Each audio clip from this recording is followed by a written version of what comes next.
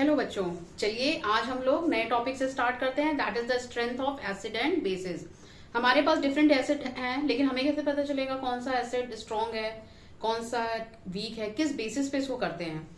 सबसे पहले that is the acids when dissolve in water. जब भी हम लोग एसिड को वाटर में डिसॉल्व करते हैं that dissociate into ions. Ions में डिसोसिएट होता है, that is H plus ion. जैसे मैंने बताया था H प्लस आयंस जो होता है वो रिप्रेजेंट करता है एसिड को। ठीक है, तो जितना ज्यादा H प्लस आयन होगा उतना ही ज्यादा होगा तुम्हारा strong acid. Large amount of H plus ion, जितना ज्यादा अमाउंट में H प्लस आयन रिलीज होगा उतना ही ज्यादा वो स्ट्रॉन्ग एसिड होगा। For example that is HCl, hydrochloric acid, nitric acid, sulphuric acid, ये सारे के सारे तुम्हारे स्ट्रॉन्ग एसिड्स हैं। ठीक है, दूसरा आता है acids when dissolve in water. Acids जब हम वाटर में डिसॉल्व करते हैं और एज अ रिजल्ट जो H प्लस आयन है वो बहुत कम मात्रा में अगर रिलीज हो रहा है, डिसोसिएट कम हो रहा है, तो it means that is a weak acid, उसको वीक एसिड कहते हैं। As a result the amount of H plus ion produced is small amount में अगर रिलीज हो, such acids are called weak acids. For example that is CH3COH, that is acetic acid, ये HCOOH। तो ये जो acids हैं ये क्या है तुम्हारे, ये वीक एसिड्स हैं क्योंकि ये प्रॉपरली डिसोसिएट नहीं होते हैं और बहुत ज्यादा मात्रा में H प्लस आयंस रिलीज नहीं करते हैं। ठीक है, तो this is strong acid and these are the weak acids. अब इसके आगे हम लोग नेक्स्ट उसमें पढ़ते हैं। Now basicity. बेसिसिटी क्या होता है, the number of ionisable hydrogen atom. जितने भी कोई भी एसिड है उसमें जो आयोनाइज होकर जो हाइड्रोजन एटम अलग हो रहा है present in one molecule of the acid. एक मॉलिक्यूल में कितने number of hydrogen atoms ionize होकर निकल रहे हैं उसको हम उसकी बेसिसिटी कहते हैं। ठीक है, कितने नंबर ऑफ एटम्स निकलते हैं एक मॉलिक्यूल में। फॉर एग्जाम्पल जैसे मोनोबेसिक, मोनो मतलब होता है सिंगल। ठीक है, मोनोबेसिक यानी बेसिसिटी 1 है। मोनोबेसिक किसको कहेंगे, जिसमें एक H प्लस निकल रहा है। फॉर एग्जाम्पल HCl जब ब्रेक होगा तो क्या बनेगा, H plus and Cl minus. तो H प्लस और Cl माइनस बनेगा, तो H प्लस एक ही निकल रहा है ना, तो इसका मतलब इसकी बेसिसिटी कितनी हो गई 1। और ये क्या है, मोनोबेसिक। HNO3 भी इसी तरीके से H plus and NO3 minus. तो यहाँ पे H प्लस एक ही निकल रहा है, तो इसका मतलब ये क्या है तुम्हारा मोनोबेसिक। CH3COH जब ब्रेक होता है तो क्या बनता है, CH3CO minus plus H plus, that is the only H plus एक निकल रहा है। तो उसी तरीके से ये भी HCOH। तो ये सारे क्या है तुम्हारे मोनोबेसिक हैं। क्यों मोनोबेसिक है, क्योंकि इनमें सिर्फ एक हाइड्रोजन आयन इसमें से रिलीज हो रहा है।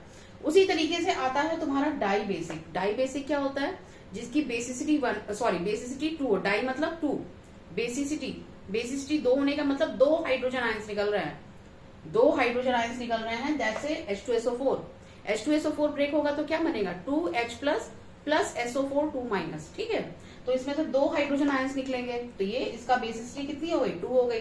और ये डाई बेसिक है, H2CO3 में भी तुम्हारे 2 हैं, तो ये भी तुम्हारा डाई बेसिक है और इसकी बेसिसिटी कितनी है, 2। Now the try basic. Try मतलब होता है 3, ट्राई शब्द ही बता रहा है ना, ट्राई कलर, ट्राइसिकल। तो ट्राई मतलब 3 यानी बेसिसिटी 3 हो। अब देखो H3PO4 जो है इसमें कितने हाइड्रोजन एटम्स रिलीज हो गए, दैट इज 3। तो इसका मतलब ये क्या हो गया, ये ट्राई बेसिक हो गया और इसकी बेसिसिटी कितनी है, 3 है। ठीक है, तो इस प्रकार से नंबर ऑफ हाइड्रोजन आयंस जितने भी रिलीज होंगे, आयोनाइज होंगे एक सिंगल मॉलिक्यूल ऑफ एसिड से, तो उसको हम उसकी बेसिसिटी बोलते हैं। इसकी बेसिस पे हमने 3 पार्ट्स में डिवाइड किया, that is monobasic, dibasic and try basic.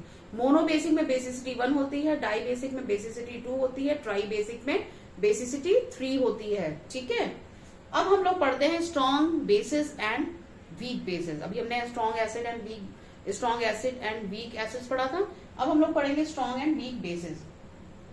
जब किसी बेस को जब हम लोग वाटर में डिसॉल्व करते हैं तो क्या निकलेगा, that is OH minus ion में स्प्लिट होगा यानी आयोनाइज होगा। तो OH माइनस आयन जितनी ज्यादा मात्रा में रिलीज होगा वो उतना ही ज्यादा स्ट्रॉन्ग बेस माना जाता है। OH माइनस जो होता है वो बेस को रिप्रेजेंट करता है, ठीक है, H प्लस एसिड को रिप्रेजेंट करता है। तो जो OH माइनस आयन है जितनी ज्यादा मात्रा में रिलीज होगा वो बेस उतना ही ज्यादा स्ट्रॉन्ग होगा। For example that is NaOH and KOH। NaOH that is the sodium hydroxide. Sodium hydroxide में यहाँ पे Na plus and OH minus बनता है और यहाँ पूरा का पूरा OH जो है वो आयोनाइज हो जा रहा है, तो इसका मतलब ये स्ट्रॉन्ग बेस है। उसी तरीके से KOH, KOH में क्या है, K plus and OH minus, तो टोटल आयोनाइज हो गया, इसका मतलब this is also a strong base. Okay, तो आप लोग इसको नोट डाउन करिए, फिर आगे हम लोग वीक बेसिस पे आते हैं। ठीक है, now starts with weak bases. Weak bases, अभी हमने स्ट्रॉन्ग बेसिस पढ़ा जिसमें ज्यादा मात्रा में OH माइनस आयन रिलीज हो रहा है। अब यहाँ पे है weak bases. Bases when dissolve in water, जब बेसिस को वाटर में डिसॉल्व किया जाता है वो डिसोसिएट होता है इनटू OH माइनस आयन। ठीक है, तो अगर अमाउंट जो होगा वो कम होगा, दैट इज स्मॉल, अगर कम अमाउंट में रिलीज हो रहा है, it means that is a weak base, इसका मतलब वो वीक बेस है। ठीक है, अगर OH माइनस की मात्रा, OH आयन की मात्रा कम है तो वीक बेस है, अगर ज्यादा है तो स्ट्रॉन्ग बेस है। NH4OH that is ammonium hydroxide, this is CaOH twice that is calcium hydroxide, ये दोनों तुम्हारे क्या है, वीक बेसेस हैं। तो आई होप आप लोगों को क्लियर होगा weak acid, weak base, strong acid and strong base, right. चलिए अब इसी तरीके से आगे कंटिन्यू करते हैं, that is with the acidity. जैसे हमने बेसिसिटी पढ़ा था, अब हम लोग एसिडिटी पढ़ रहे हैं। एसिडिटी में क्या है, the number of hydroxide ion, number of hydroxide ion जो रिलीज होते हैं one molecule of the base, one molecule of the base को जब वो डिसोसिएट होता है, OH माइनस आयन रिलीज होता है, तो that we call it its acidity. उसी तरीके से मोनो एसिडिक, मोनो एसिडिक मतलब सिंगल, इसका मतलब उस मॉलिक्यूल से एक OH माइनस आयन रिलीज हो रहा है, it means that is a acidity. उसकी वन है NH4OH अमोनियम हाइड्रोक्साइड। अब यहाँ पे कितने OH आयन रिलीज होंगे, सिंगल OH माइनस, तो इसका मतलब ये क्या है, मोनो एसिडिक है और इसकी एसिडिटी कितनी है, 1 है।